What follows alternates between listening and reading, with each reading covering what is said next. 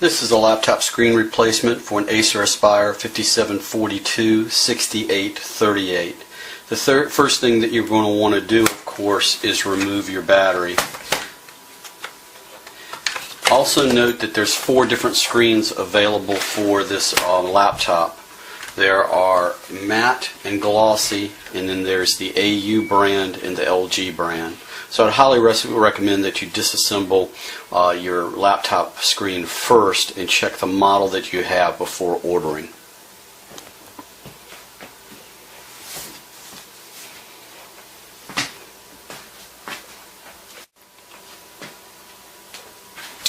The tools needed for disassembly and reassembly are a plastic wedge or something else that won't damage the plastic of the screen, an X-Acto knife or something very small and pointy to help remove some plastic adhesive, and then a Phillips head screwdriver.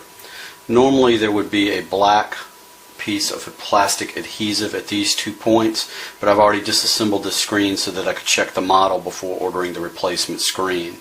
So you'll take your X-Acto knife, you'll prick up an edge, being very gentle, so that you'll have the plastic tabs to replace when done. The next step is to actually remove these 2 screws.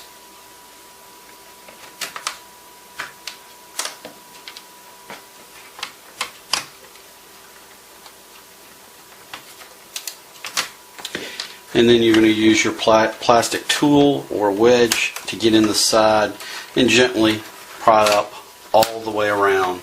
You can then use your fingers and you're going to pop this cover off. Notice that these 2 pieces pop off here. The next thing you're going to do is you're going to remove these 4 screws. This is all that holds the laptop screen in place.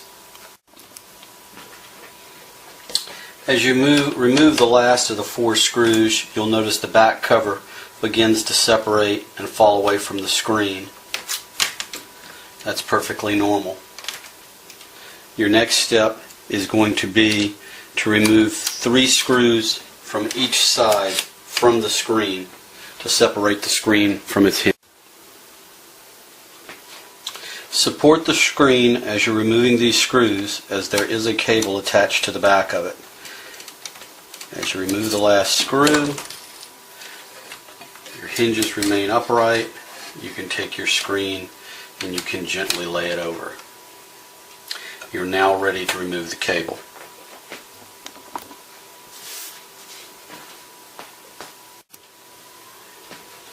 This cable and connection is very delicate, so be very careful with what you do. You'll notice a piece of plastic here that you're going to prick up, and it will help you. It's just adhesive, but again, you want to be gentle so as not to damage the connector.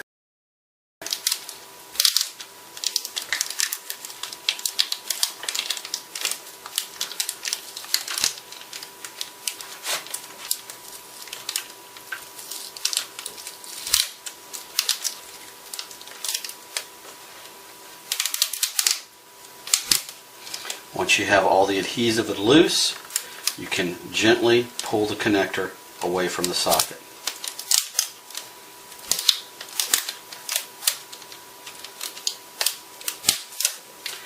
Your screen is now free, and as I said before, I disassembled this in advance so that I could make sure of what brand of screen I had. This is the AU Optronics as opposed to the LG. We'll set our old screen off to the side. That's going to be e-waste now. Please make sure that you dispose of it properly. You'll see that our new screen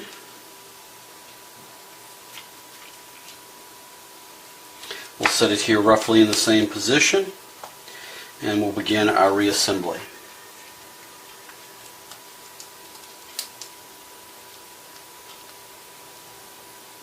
Make sure that you get your connector in nice and tight.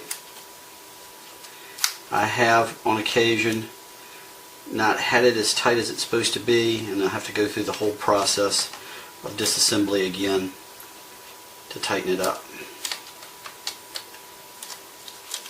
I don't know if you can see this or not, but it does make a good solid connection when it's in tightly. Put your adhesive back down, in all the spots that you took it off before. And now we're ready to put it back in the frame. If you feel comfortable plugging in your battery now and checking to make sure the screen functions properly, that's just fine. And I'll put my 6 screws back in the frame just to help hold it stable. You probably want to hold your cover up in your hand and support it before you pop the battery in, because you do have that cable hanging back there. You can pop your battery in so that you can do a quick test.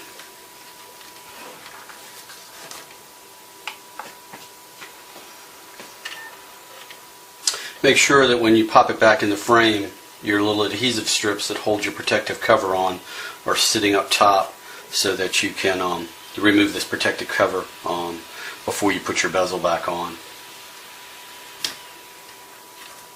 And as you see, we have a fully functioning screen.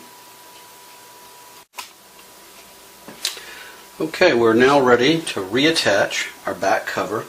I like to support the bottom and put those in first. Doesn't really matter, I don't guess.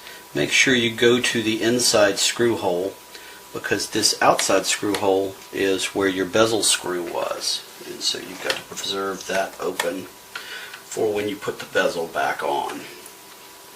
And you don't want to overly torque these down, you just want to snug it up.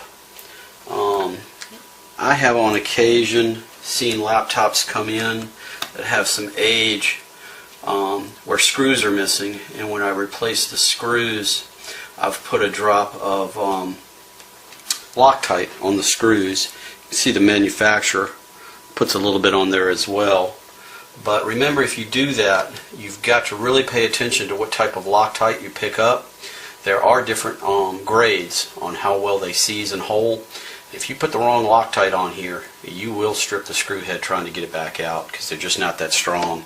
So I've kind of gotten away from it, except in places underneath the laptop that don't have to be accessed very often. And if we ever have to do another screen replacement, this is a fairly new laptop, the person dropped it. I don't want the Loctite on here because it just make it too difficult to get back out. We're now ready for the bezel. Notice I removed that protective plastic cover first. You want to go around the laptop, snap clicks of everything going back in place. And that's really about all there is to it, other than putting these final 2 screws in. You know, things happen. If you got too aggressive snapping off the bezel and you broke some plastic or something of that nature, believe it or not, the best thing I've found is just school glue sticks. You put a little bit of that on the inside around the areas that you've snapped something off. You don't have to worry about it if it gets on your finger, because it's washable and it holds really, really well. You'd be surprised. You wouldn't think something like that would hold real well. But in this case, didn't really snap anything off. Everything's nice and tight. Lets you see the screen start up again. And that's about all there is to it. It's not technically too difficult for those that don't mind a little bit of a challenge. I still have to replace my plastic dots. That's about it. Hope you enjoyed this video.